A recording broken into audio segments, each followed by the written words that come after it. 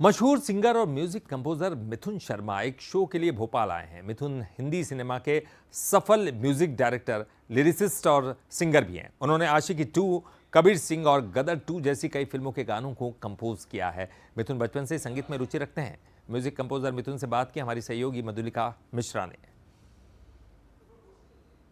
हमारे साथ आज मौजूद हैं मशहूर म्यूजिक डायरेक्टर और सिंगर मिथुन सर। सर, आपका बंसल न्यूज़ पर बहुत बहुत स्वागत है। बहुत धन्यवाद। सर, सबसे पहला सवाल आपसे यही रहेगा कि आप इतने मशहूर म्यूजिक डायरेक्टर हैं, तो आप जब भी म्यूजिक कंपोज करते हैं तो कितनी डिफिकल्टीज आती हैं? एक अच्छा म्यूजिक कैसे निकल कर आता है?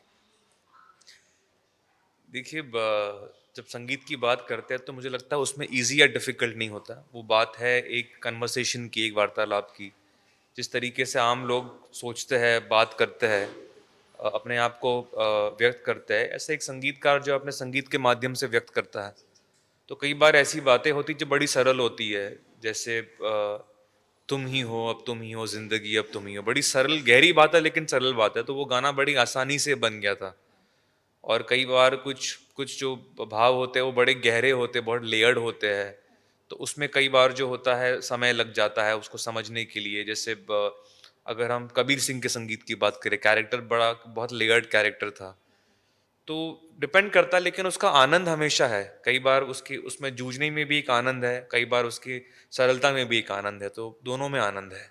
बिल्कुल सर, आपने बिल्कुल ठीक कहा। जैसे कि आप म्यूजिकल बैकग्राउंड से ही आते हैं, आपकी पूरी फैमिली में म्यूजिक रहा है, तो म्यूजिक ही फर्स्ट ऑप्शन था या इसके अलावा भी कोई पैशन रहा है आपका?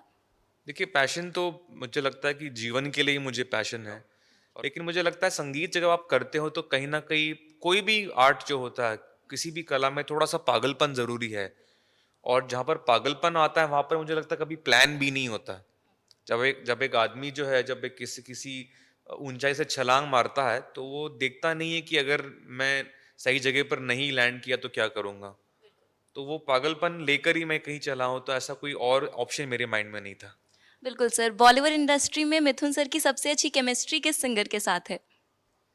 देखिए, मैं एक संगीतकार हूँ और एक फ़िल्म का जब मैं संगीत करता हूँ, तो मैं 5, 7, 8 सिंगरों के साथ काम करता हूँ। तो मेरे लिए उस वक़्त जो जो गायक उस गीत के लिए जो मुझे सबसे बेहतरीन आवाज़ मिल गई या सही बैठ गया, उसकी जो कास्टिंग बैठ गई, वही सिंगर सबसे करीब है।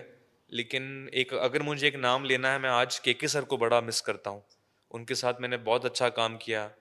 और पूरे पूरा पूरा देश उनसे बहुत प्रेम करता है और मुझे लगता है कहीं न कहीं हम सब उनको बहुत मिस लेकिन करते हैं। अगर 2 लाइन आप अपने उस आशिकी 2 के गाने की सुना दें जिसकी वजह से लोग आपके दीवाने हुए थे, तो बहुत बड़ा आभार रहेगा। हम तेरे बिन अब रह नहीं सकते, तेरे बिना क्या वजूद मेरा, तुझसे जुदा अगर हो जाएंगे तो खुद से ही हो जाएंगे जुदा, क्योंकि तुम ही हो, अब तुम ही हो, जिंदगी अब तुम ही हो। Thank you so much sir. ये थे मिथुन सर हमारे साथ, मशहूर सिंगर और मशहूर कंपोज़र। बंसल न्यूज़ के लिए मधुलिका मिश्रा, भोपाल।